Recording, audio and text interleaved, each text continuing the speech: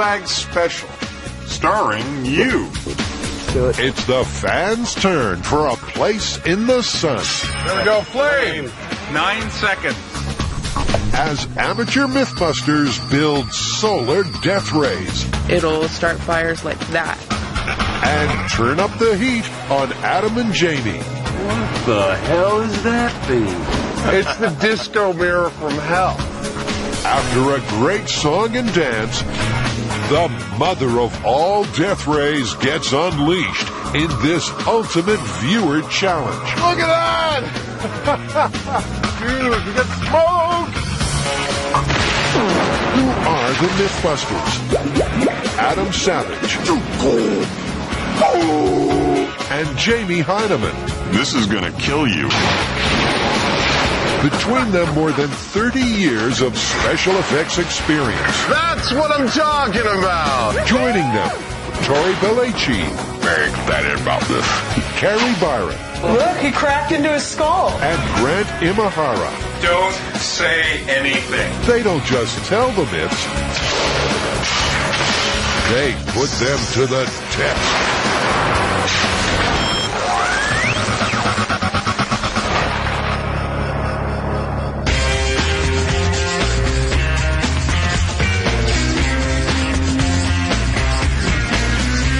All right, so the Archimedes death ray burn-off? What the hell is that?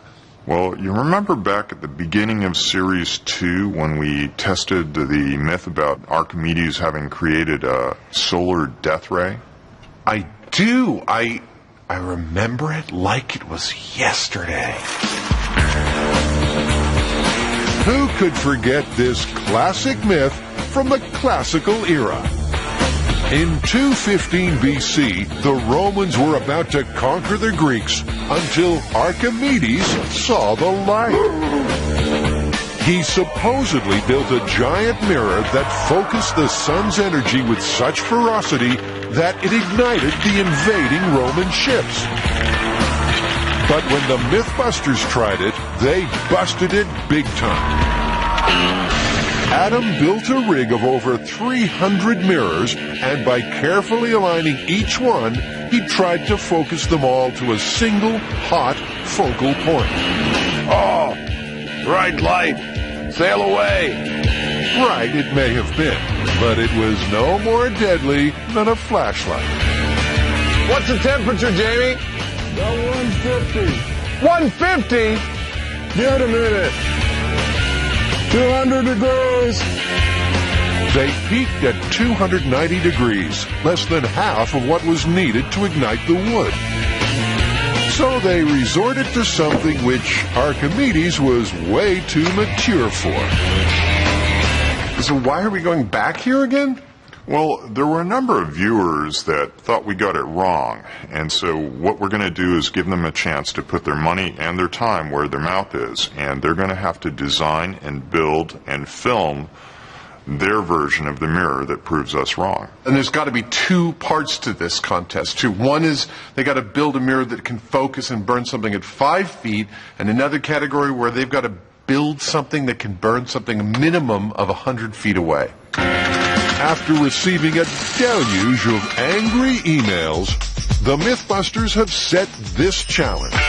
Build your own death ray or quit moaning. On the website, they posted a set of rules for a 5-foot death ray and a 100-foot death ray. Then they waited 3 months until the shortlisted entries arrived. Adam, Yep. all the entries are in. Oh, fantastic. Now what we have to do is decide who we're going to bring out here to San Francisco to do the final burn-off. I've been waiting to see these. This is awesome. And the first one is Dan Kukas. So while we're waiting for it to load, what are the judging criteria we're going to apply? Creative use of materials, how relative to the actual Archimedes myth they are, do they make stuff burn, how good they are at making a video. All right, here it is. It's ready to go. I'm 37 years old. I live in Lakewood, Colorado, and I'm a handyman. Oh, cool. He's dressing in a toga. That's a little creepy. I feel like I'm watching something I didn't mean to find.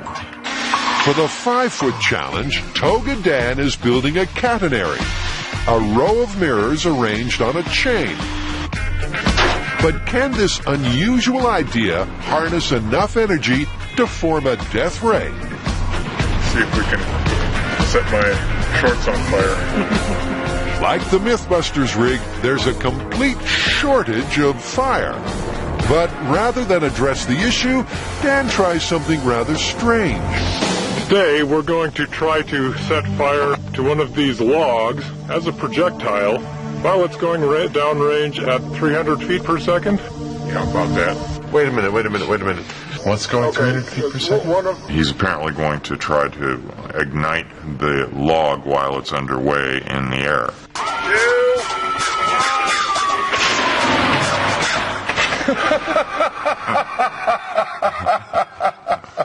You're pretty much trying the hardest thing you could possibly imagine, which is setting fire to a moving object when you have yet to prove that it can actually set fire to anything. Yeah. I just think he lacks a little focus.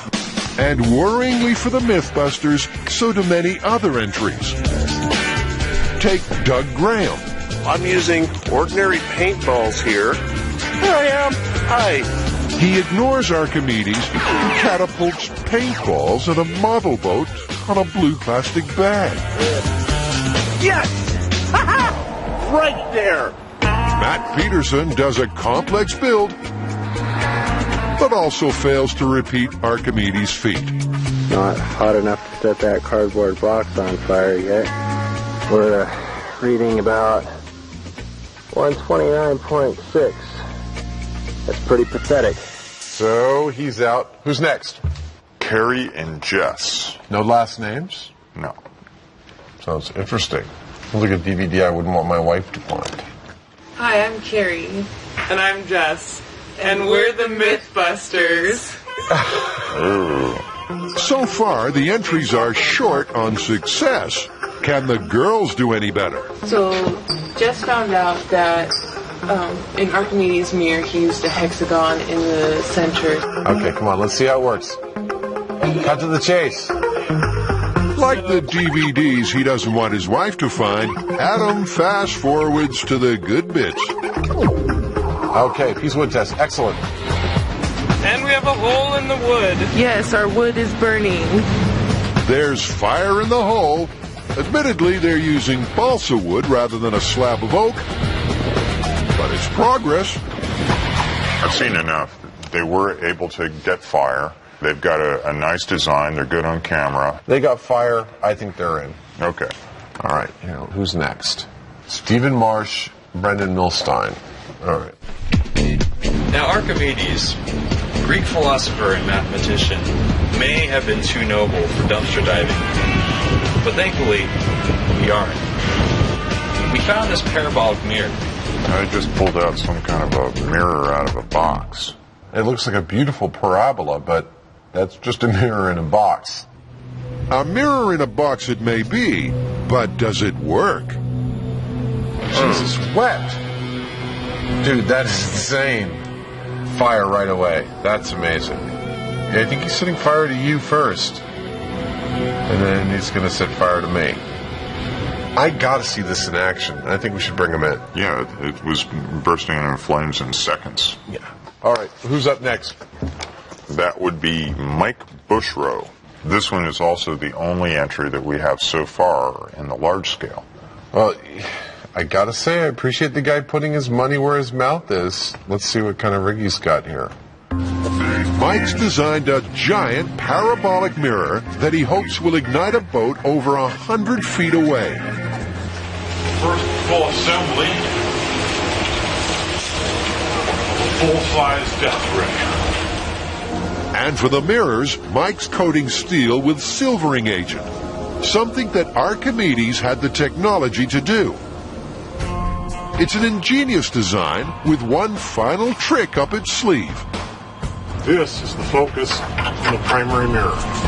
This looks like he's made this thing variable focus. That is the only person to attempt to make a variable focus mirror. I mean, that's something we really grappled with our rig.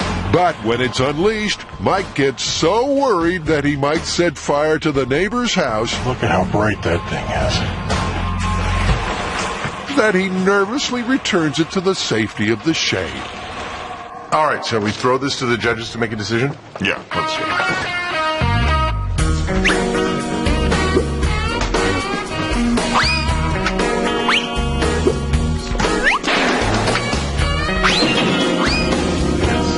All right, so the winners for the trip to San Francisco are Carrie and Jess. And Stephen and Brendan. Yes, those are in the small scale category, and in the large scale category, we don't really have much choice. It's either Mike Bushrow or Mike Bushrow. So all those 5 get to come to San Francisco, help us set stuff on fire for the great Archimedes burn off. I'm glad we don't have to look at any more of those things.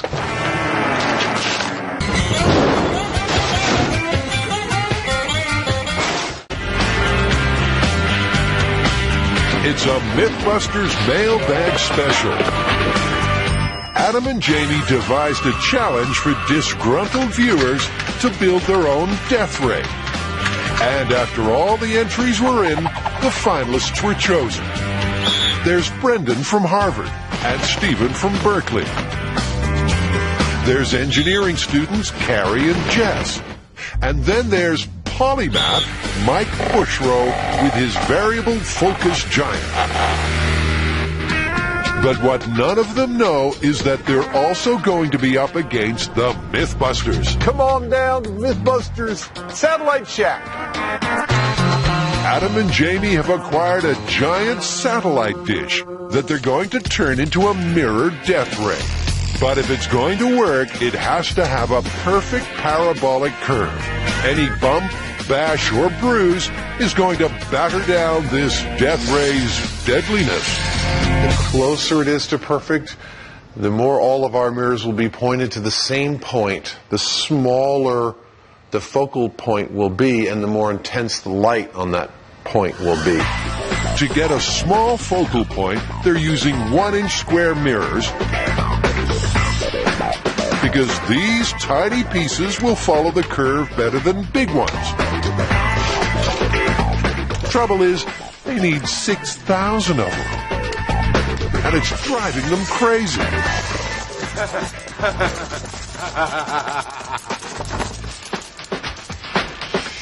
Ow. Mirror, mirror on the wall, it takes 10 hours to glue them all. I think that's it. Whereupon it's time to test out this puppy. Dude, come here. We're already seeing smoke. Oh, yeah. That would be fire. That's so bright you can't even look at it. Will any of the mailbag finalists stand a chance of beating this? Well, it's time to find out, because they're here. And first up, it's the battle of the small-scale death rays. Carrie and Jess versus Brendan and Steve. They're going to get straight to it with a preliminary test. After this, both teams will have 24 hours to hone their weapons before the final 5-foot burn-off. So, let the games begin. Here are the rules.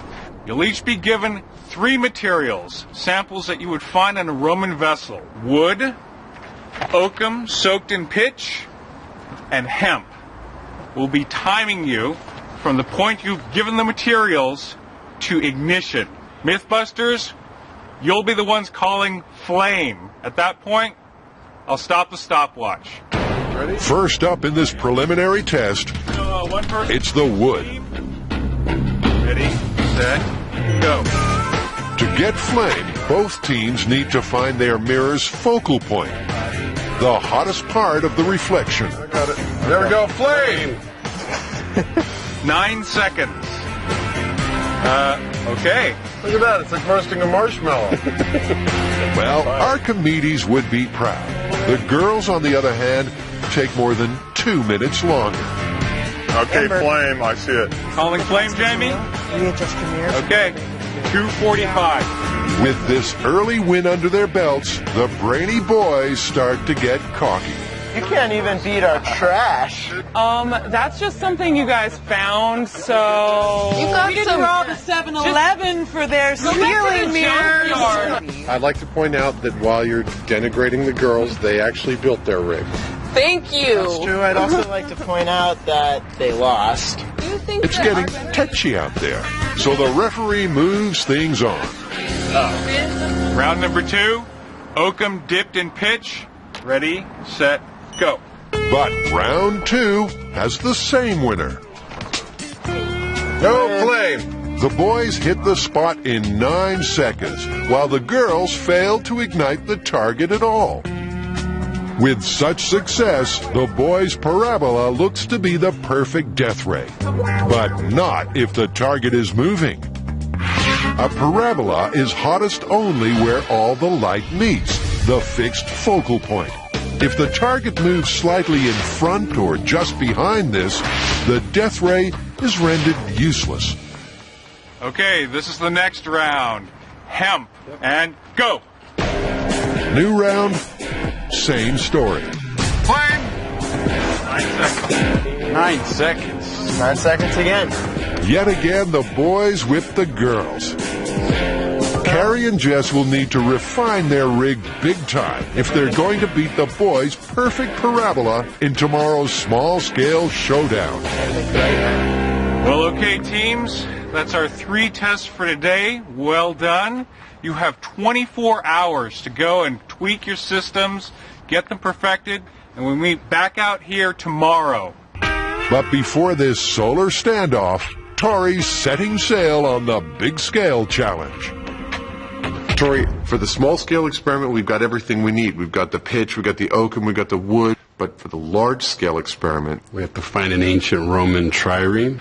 Well, we need to find a boat. It's got to be made of wood. It's got to have spent a long time in the water because the moisture content in the water and how that's affected it are absolutely critical to confirming or busting this myth. Last time around, Tori made a boat out of dry timber. This time, he's getting a boat that spent most of its life on the sea. It'll be harder for the death ray to ignite, but it's much more realistic. We're not paying for this, are we? I mean, they should be paying us to get it out of their docks. The boat's been grounded. It's got more holes than the Titanic, and may just take as long to fix. We gotta drain it. We gotta patch it. Then another big job is taking this off and getting this vessel as close to a trireme as possible. It's gonna need a Mythbusters makeover special. Yeah, got some fine sailing vessels in these slips. With 24 hours and counting, the girls are trying to design a new array that can beat the boys' perfect parabola. It's an uphill struggle until Grant gives them a helping hand. Contestants, attention please. We need to clarify the rules. So here off the Discovery Channel website, the rule for small-scale Category 1. To build any device capable of igniting the target at a distance of 5 feet. You now have 21 hours to make sure that when we test again, you can ignite your target at a distance of 5 feet. That is all. It's bad news for both teams. To avoid disqualification, they must scrap their rule-defying mirrors and go back to the drawing board, where the girls already have a plan. They came up with a really clever idea to try to just warp a single mirror just slightly, about 1/8 of an inch, so that we can get a focal point of at least 5 feet. By carefully bending a mirror with a screw, the team is able to get a parabola with a focal point at exactly 5 feet. But does it generate any heat? Oh, dude, look at that. I'm hitting over 300 degrees. Woo! All right. It's a good start. And by adding another 15 mirrors, they may just win this burn-off yet. The trouble is, the boys think that they are also onto a winner. You take a vat of liquid and spin it, the the liquid surface will become a parabola. So if we spun plaster until it dried, we could, in a vat this big, we could get a 2-meter diameter parabolic mirror. Brendan's putting a new spin on things. When liquid is spun, the surface forms a natural parabola. So by spinning liquid plaster at a specific speed, the boys hope they'll end up with a parabola with a focal point at 5 feet. It's a nice theory. But getting the focal point to be precisely 5 foot away is going to be pretty tough. This parabola is going to need to be really flat in order for the focal point to be pretty far away. But it looks pretty flat, so I'm hopeful. As the clock counts down, have the boys bitten off more than they can chew? It's a Mythbusters mailbag special. And Mike Bushrow, finalist for the Big Scale Challenge, has just arrived, and his rig will follow shortly. My mirror, the Sword of Archimedes, is so big I couldn't get on the plane, I couldn't get it in my car, I couldn't rent a truck big enough. We have to have it specially shipped down here, and I'm really waiting for it to arrive so I can show it off to Adam and Jamie. But before any big scale showing off, there's just an hour left until the final small scale burn off. And both Brendan and Stephen and Carrie and Jess have been working flat out to get their mini death rays up to speed. I think the new rig is going to do awesome because we're already lighting stuff on fire with one mirror focused at the correct focal point, and as soon as we get the other 15 there, then it'll start fires like that. And after 15 hours, the boys' plaster parabola has set, been lined with a reflective foil, and is now ready for a temperature test. There's definitely heat, but it's more like the heat up a sandwich kind of heat. 109 degrees, 111. That's not that great. While Adam desperately polishes it for more power, That's not a bad idea, actually.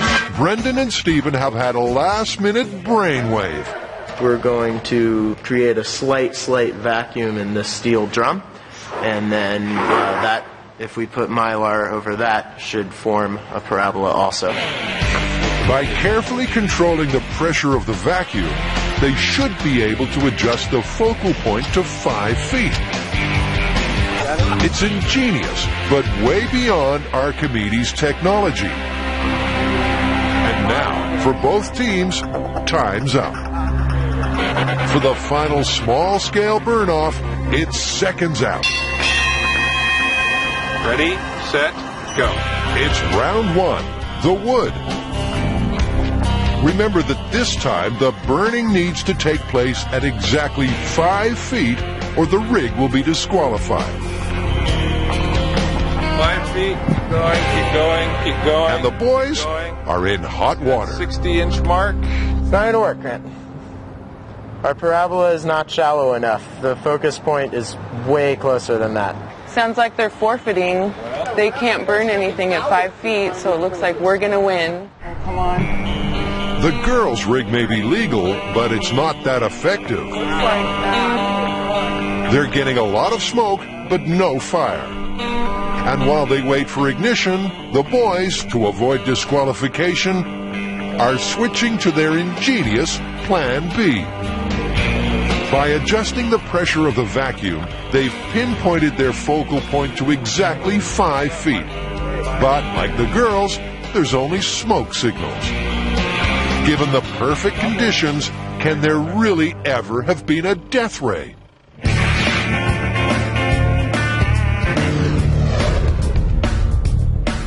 The contestants in San Fran are struggling using the hottest midday sun, which was not an option for Archimedes because Syracuse faces east.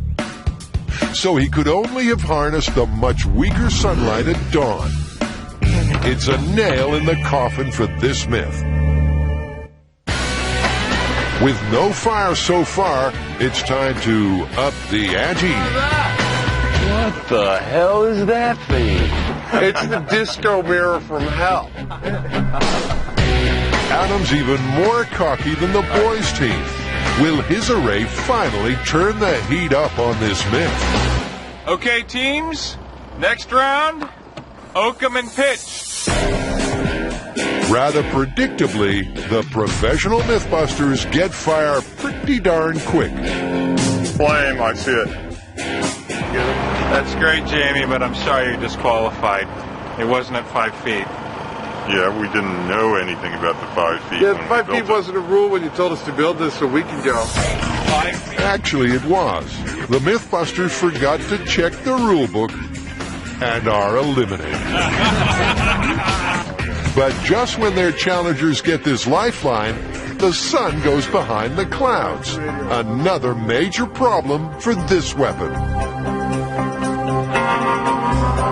Would Archimedes have built a weapon that could be rendered useless by cloud cover? It's another nail. This test is hemp. Ready? 1, 2, 3. It's the final decider, and with no fire so far from either team, the pressure's really on. The girls' more traditionally built rig is generating a lot of smoke, but just when it's looking good, the boys take the checkered flag. We got flame. Their vacuum pump Mylar special does the trick, and just in time as the clouds roll in once more. It was a fair fight, but now it's all down to the judges. Your challenge was to build a device capable of igniting your target at a distance of 5 feet. And based on creative use of materials, excellent scavenging ability, we find that the winners of the small-scale burn-off are Brendan and Stephen. Congratulations. Worthy winners. But to test the myth thoroughly, it's time for the big guns. Great.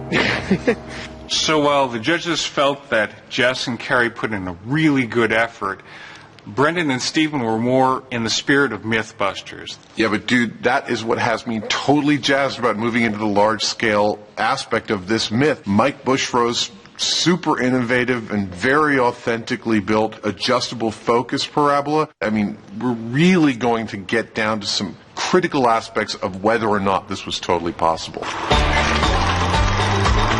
Archimedes was such a mastermind that it's going to need a genius to emulate him. Luckily, Mike Bushrow is just that. After all, he's a rocket scientist. He works the cameras on a spacecraft that explores Saturn's moons. So if anyone stands a chance of probing this myth, it's Mike. But when his big rig finally arrives, there's an even bigger problem. Oh, no. It's broken. The freight company is going to get 7 years bad luck because Mike's mirror is busted. I worked really hard to get a chance to be here and show myself off to Adam and Jamie. Now, I don't see how I can possibly do it because it's so trashed, it's not going to showcase what I was able to do before it left. It's ruined. Given that this was the only entry in the big scale challenge, the team is now going to need a miracle. Once mighty warriors, now a broken wreck.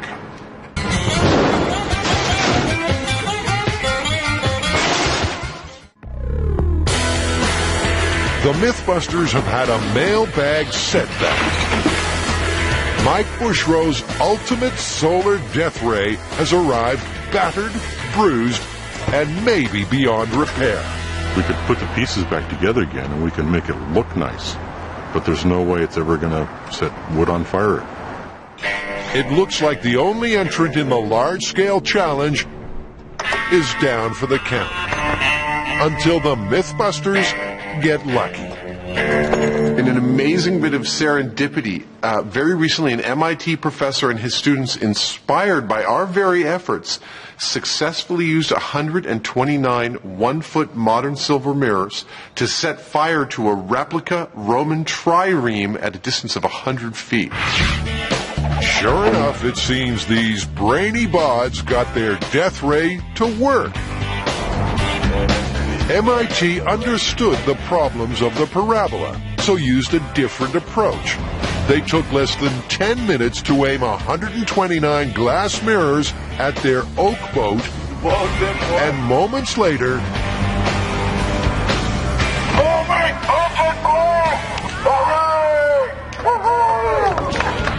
MIT's stunning success suddenly puts this myth back into the realm of possibility. Feasibility estimate confirmed. What this does is give us the opportunity to work with them to revisit this experiment in its entirety on perhaps the largest and most accurate scale that's ever been attempted. We've invited them to come to San Francisco and recreate the experiment, except they're going to be using a real boat as a target. They're going to be using bronze mirrors, and they've got to be able to create an open flame on the boat at the distance of about a bow shot, which is what the original death ray was supposed to be able to do. Wow. Holy moly. For this ultimate revisit, MIT wants the Mythbusters to build 13 mirror-holding stands. The 300 bronze mirrors will each be slightly warped, which should ensure that their reflected beam does not dissipate with distance. It's going to be a big build, but Jamie and Adam are more than happy to do it. This design comes right from the guys at MIT, and I have to tell you, to the guys at MIT, I thank you, because this is a rare day where I get to come in and just build something from someone else's drawing, and gotta say, it's a sheer pleasure. Good job he's enjoying it, because there's a lot to do. But Adam and Jamie aren't the only Mythbusters preparing for monster mirror mayhem. Carrie is also busy polishing MIT's mirrors. When I started polishing the bronze, I didn't realize there was 50 of these panels. That's over $2,000 worth of bronze. This is one serious experiment. This is my second one in my third hour. This one's only half done. It's really 1.5 in 3 hours. It's a time-consuming process. But why are they using bronze anyway?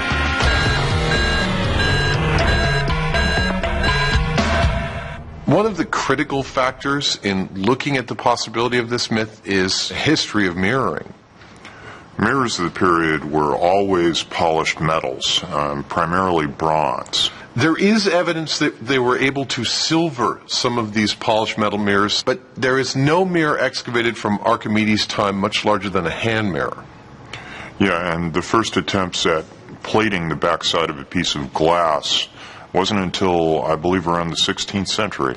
And large, optically consistent mirrors, as we know them today, those did not come into production until the early 19th century.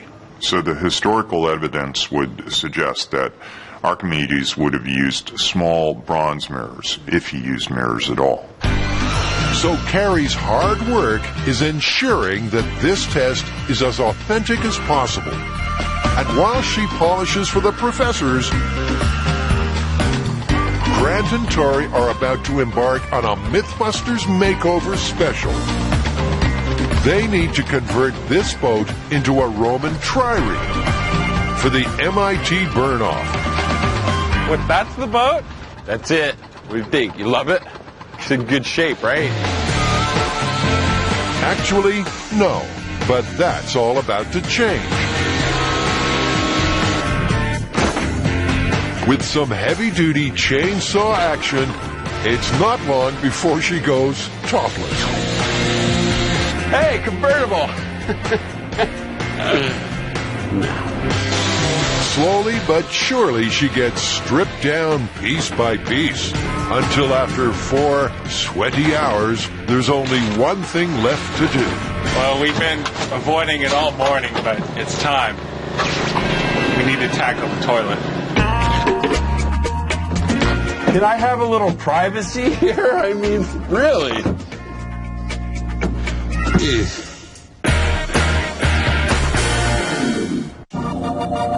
Modern mirrors, like at this California power station, can harness the sun's energy. But over 2,000 years ago, could Archimedes have used mirrors as a weapon? Well, it's thanks to MIT that the Mythbusters may just find out. Hi, I'm David. I'm Barry. Nate. Pete. Mika? Stacy? Yes, one. You guys always dress like this? Yeah. Of course. All the time. But how did these fashion gurus get involved? I saw the myth attempt on the Mythbusters a couple years ago, and while I was sitting there watching it, I did a quick back of the envelope and thought, should be able to get this to work. And sure enough, using modern mirrors in Massachusetts, they got ignition. But this myth is about what Archimedes could do. And for him, glass mirrors were a no-go. So this time, MIT are using bronze mirrors. But for a backup plan, the shiny death ray won't be the only weapon come experiment day. Grant, we have something we shall call Project X for you. And what exactly is Project X? We know from historical accounts that Archimedes had in his arsenal weapons that were effective over at least the distance of this supposed burning mirror. And specifically, we're thinking about a small-scale one referred to as the Scorpion. So you want us to build this in 2 days? Yeah, what's your problem? Okay. That's standard schedule, man. Get on it. The Scorpion, or ballista, is a torsion catapult. Like a giant crossbow, it had a range of well over 600 feet. And it's down to Grant to build one in time for the big-scale burn-off. It got its power through torsion springs, which in Archimedes' time were made out of something rather unpleasant. Tori and Grant think this is bull tendon, but Carrie's about to spring a surprise. That's not tendon. Here, grab that other end. What is it? Penis. This is the bull penis? Come again? This is... Are you serious? Yeah. No. Yeah, it's penis. No. That's a long, thin penis you got there. A long, thin, and springy penis is, according to Grant, ideal. But will it work? Hold that side. I'll hold this side. All right, there you go. Wrap your side up a little bit more like that. Good. All right. Perfect. And that's what it's going to do. The bull privates should do the job. But to increase their strength and elasticity even more, a bit of brain power is needed. Dang! I'm gonna make brain milkshakes today. Brains contain a natural emulsifier that, when spread upon the bull members, should make them more stretchy. So you just want to get a nice coat on the dried bull unit, because the more you put on, the more elastic it's going to be. And after a few hours of curing, the stretching can begin. The more stretchy they are, the better torsion springs they'll make. Oh, God, what did you do? Like you snotted on him. You know, I'm sure no one's going to notice if you guys wanted to borrow them this weekend. Oh, see you later, Tori. Your brains and penis smell way too bad to stay out here. It's disgusting. I can't believe it's doing that. While the torsion spring catapult gets sprung, Adam and Jamie are getting ready for the ultimate experiment at the docks. Horrible in here. Over the past 48 hours, the Mythbusters have built every single part of the MIT's monster death ray rig. And now they need to assemble it all together. First one's up. Fortunately, the rest of the team soon arrives. Hey, look, there's our guys from MIT. Fresh from their polishing, the MIT crew have come to help set up the biggest death ray reconstruction in history. And what's more, by using only authentic materials in their rig, MIT have ensured that this test is completely compatible with what Archimedes could have done, something that previous scientists have not been so concerned about.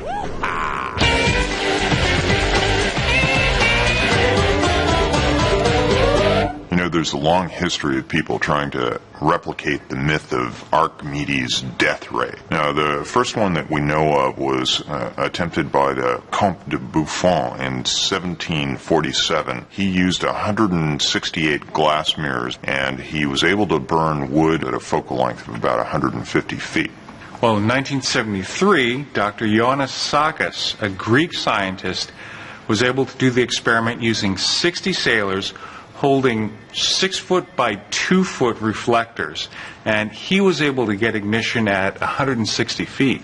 Well, wouldn't that suggest that there's some validity to the story? Yes, it proves that you can ignite timber using reflectors, but in the case of Buffon, it was a piece of wood coated with creosote. In the case of Sakis, it was a piece of plywood attached to a rowboat. Yeah, none of them were realistic targets, and they were all stationary. Exactly. The Mythbusters target, as converted by Grant and Torrey, is going to be stationary. Oh, wait, I see a problem.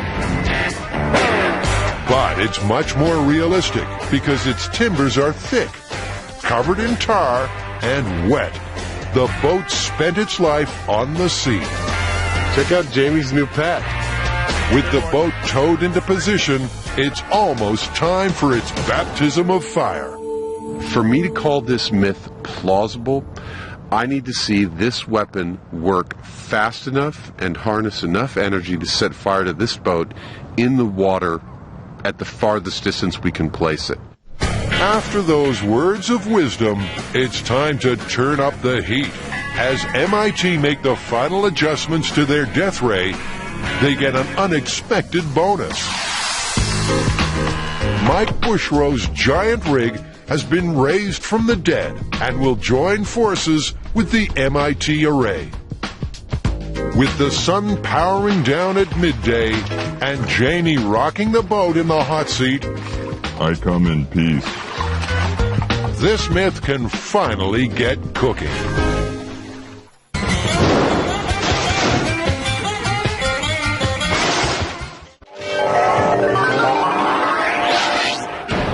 Did Archimedes really build a solar death ray? The Mythbusters and MIT have joined forces to test this classical myth once and for all. First step is I'm just going to adjust the aiming mirror, so don't start aiming quite yet. Professor Wallace is going to position the aiming mirror on the hull, and then all other mirrors will be aligned to that. These are bronze mirrors at 140 feet. Let's start aiming now. And they're away. Both speed and precision are vital for this myth. The smaller the bright spot on the boat, the hotter it'll be. And the faster they do it, the more realistic are its weapon capabilities. But 5 minutes in, and they're still aiming. The Romans are advancing. They're within 100 feet of the walls. We got our aimers ready. Come on, slaves, let's go! Protect your masters! After masterful Adam's pep talk, the last stands are soon positioned, and their effect is obvious. Look at that! Dude, we got smoke! Big time, look at it coming off the bow. That's a good sign. Well, it's sizzling and cracking pretty good. Definitely see a coal black spot right in the middle. It's sizzling. This is awesome. You looking good, MIT? The boat's getting cooked. It's bubbling, spitting, and smoking. But there's not quite enough heat for ignition. Well, you know, they say where there's smoke, there's fire, but I don't see any fire yet.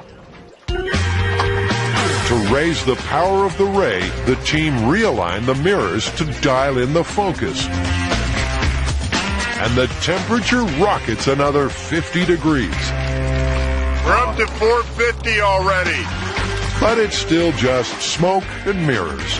It's either the bronze or the wetness of the wood, but so far MIT can't repeat their car park cook-off. You need a bit of help. What we want you to do is reposition the boat so that we can get another pass at the part that we've really charred. So what you're saying is that staying still isn't good enough? We actually have to move the boat for you into the line of fire? Shut up, you lazy Roman pig, and do what you're told. With the boat repositioned, there's yet more charring, but flame remains elusive. Given that the target is stationary, the weapon's hardly nuclear. I see a little smoke, but I've seen worse than that before.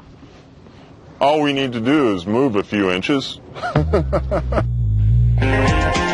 If this amazing array can't light the stationary boat, could Archimedes really have set fire to a moving fleet of 60 ships? With only charcoal so far, the team decides to try the sail. Can everyone see the spot on the sail? According to many viewers, the sail is the most obvious thing to try to ignite. But as the mirrors get aligned onto it, there's not even any smoke. Because it's white, the sail reflects much of the heat. And because it keeps moving in the cooling breeze, the death ray beam never focuses perfectly on it. So viewers who are fans of sails are busted. We have about 20 minutes left of the right amount of sunlight for us. 2 o'clock is our closing window. As soon as I'm done talking about this, we're going to flip all these windows and go right to silver. Use the modern mirrors and see if we can get some flame. It was modern mirrors that worked in Massachusetts, but on a target that was dry. So back with the sodden ship, it's down with the sail and out with the bronze, as regular mirrors get their trial by fire. I can tell already that there's a lot more smoke coming out, and they're not even all focused on it yet. Plus, these guys are getting better and better at drawing in the beam. This time there's plumes of smoke because the modern mirrors are around 20% more efficient than the bronze. But frustratingly, there's still no flash ignition. So what does our NASA genius think? I'm beginning to doubt that Archimedes actually did it because it's not known at his time that it could be done, and it's a big leap of faith to go way out to try and do this hard work, not knowing that it will succeed. And after more than an hour, this record-breaking rig hasn't succeeded. Which means that this myth is looking increasingly shaky, particularly when coupled with a history lesson.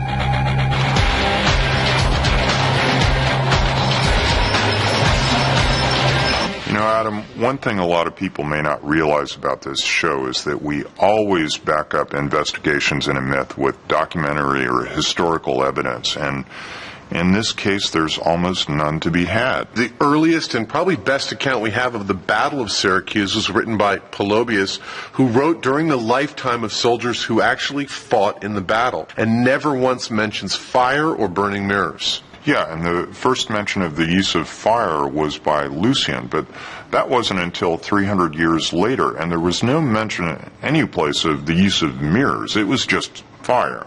Well, the very first definitive mention of burning mirrors in the Battle of Syracuse was written by Anthemius almost 800 years after the battle, and it's his description that got expanded on in the 12th century and eventually became the story we know today. The history books. Another particularly big nail in this coffin. Back at the dock, time is running out. In terms of sunlight, we're now heading into the region of the day where it'll be starting to fall off. We probably really could get another shot in after this, although we're hitting the diminishing returns. With one shot left, the team decides to go for broke. Okay, can you bring it in to 75 feet, which is half the distance? Having the distance will significantly boost the power of the beam. And seconds after all the mirrors are aligned onto the charred boat, Flame! oh! At last, they have fire. Congratulations! Yeah. That's great! We'll call that a success. It's been a valiant effort by MIT and the Mythbusters. But remember, the myth is not that sun-reflecting mirrors can cause fire, but that this principle was used by Archimedes as a weapon. If you wanted something that would, just set fire to a boat immediately, it would have to be maybe 4 or 5 times the size of this thing. That's right. So you have a lot of people that are good. 1,200, 1,500, 3,000 mirrors. So a death ray could just work, only with many more mirrors and aimers. Surely a waste of resources. Especially given the alternatives. I think we can all agree that the burning mirror, it's hard to use. There's a lot of aiming involved, it needs a lot of people, takes a long time. So we built something that we know Archimedes had in his arsenal at the time. And now we present the Scorpion. You ready to see it in action? Let's see it in action. All right. You guys ready? You guys brace yourself for the power of the Scorpion. In Archimedes' time, this catapult got its power through animal sinew. But for health reasons, Grant and Tori have been forced to use nylon rope springs instead. And once tensioned, they're going to fire arrows coated in Jamie's secret recipe, flammable goo. Okay. It's all yours. Everybody else out of the way. It's the moment of truth. Ready! Aim! Fire! Grant, if I was on that boat, I'd be more afraid of some guy with a rock. Now do you see why the Romans were so terrified? Can I ask one quick question? Is that supposed to have been his more effective weapon? We have a fire out there, at least. Yeah, I know. But it doesn't take long for Grant to make amends. Ready! Aim! Fire!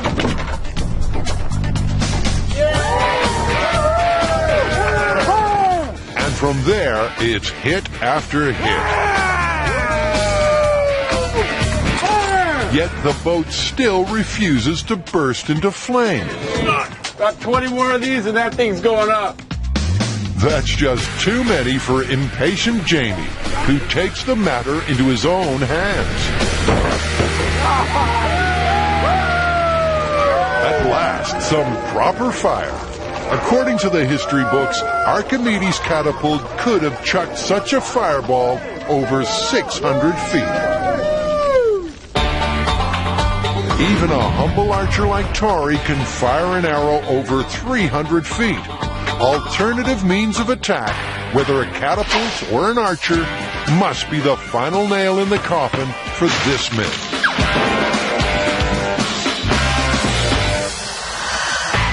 The Mythbusters and MIT put in a brave effort, but found their fiery death ray to be just too impractical. And as if to prove that point, the wind kicks up to terminate the experiment for good. The large-scale rig that we built with MIT was stunning in terms of giving us so much more knowledge about whether or not this thing was possible. I was amazed at the efficiency of the thermal conductivity of the bronze, and I think it really can ignite dry timber at a distance. I'm sorry, I don't agree. We had a stationary boat. We had a distance of less than a bow shot. We didn't get open flame created from bronze mirrors. I think it's busted. And then on top of that, there's the historical evidence, which there's none. I mean, they don't even talk about fire for another 300 years, and then another 400 years they mention mirrors. So it looks like this one's busted. I agree. It's totally, completely busted. Although I don't expect to stop getting emails about it. I mean, this is one of those stories that's too good to not keep telling.